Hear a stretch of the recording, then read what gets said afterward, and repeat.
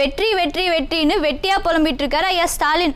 இவர் போன வெளிநாட்டு பயணத்திலேயே ரொம்ப வெற்றிகரமான டூர் இதுதானா. உண்மைதான், நிறைய இடத்த ஐயா சுற்றி பார்த்துட்டு நமக்கு வீடியோலாம் அனுப்பியிருக்காரு. இந்த டூரில் நிறைய பித்தலாட்டங்கள் திமுக செஞ்சுருக்கு. அதெல்லாம் ஒரே செய்தியில் பாருங்க.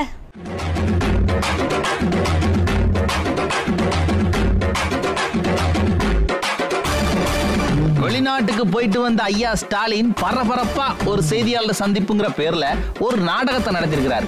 என்னப்பா செய்தியாளர் சந்திப்பையும் நாடகம்னு சொல்ற அப்படின்னு என்கிட்ட எகிறாதீங்கப்பா, நான் போட்டு காட்டுறேன் பாருங்க, நீங்களே சொல்லுவீங்க. அதே போலதான் இங்க கேட்கிற அடுத்த கேள்வி பதில் என்னன்னா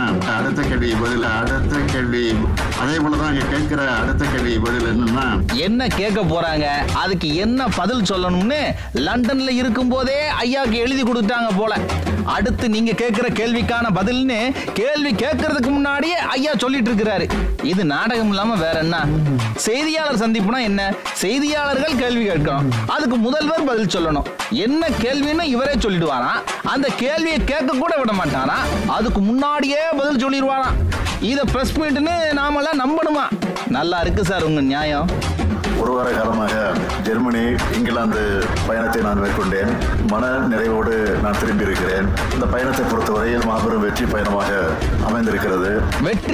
வெற்றிதான். திமுக ஒரு பித்தலாட்டம் பண்ற கட்சின்னு எத்தனை பேர் சொன்னாலும் நம்பாத சில மக்கள் இன்னைக்கு இந்த கட்சி பித்தலாட்டம் பண்ற கட்சி தான் முழுசா நம்புறாங்க. அந்த வகையில ஐயா வெற்றி பெற்று விட்டார். வாடகை கட்டடத்துல சின்ன போட்டாவை திறந்துட்டு ஆக்ஸ்போர்டில் பெரியார் படம் திறந்தேன்னு விட்டீங்க பாருங்க, ரீலு வேற லெவல் சார்.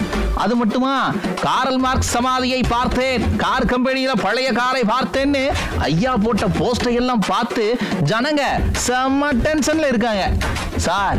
ரீல் அந்து போச்சு சார். இப்ப ஜனங்களுக்கு தேவையானது ஒன்னே ஒண்ணுதான். 5 நாடுகளுக்கு சுற்றுப்பயணம் போயிருக்கீங்க. உங்க சுற்றுப்பயணத்தால தமிழ்நாட்டுக்கு வந்த கம்பெனிகள் எத்தனை, வேலை வாய்ப்பு பெற்றவர்கள் எத்தனை பேரு, ஆதாரத்தோட வெள்ளை அறிக்கை கொடுங்க சார். சும்மா கேட்கும் போதெல்லாம் வாய்க்கு வந்த நம்பரை சொல்லி இனியும் மக்களை ஏமாத்த முடியாது.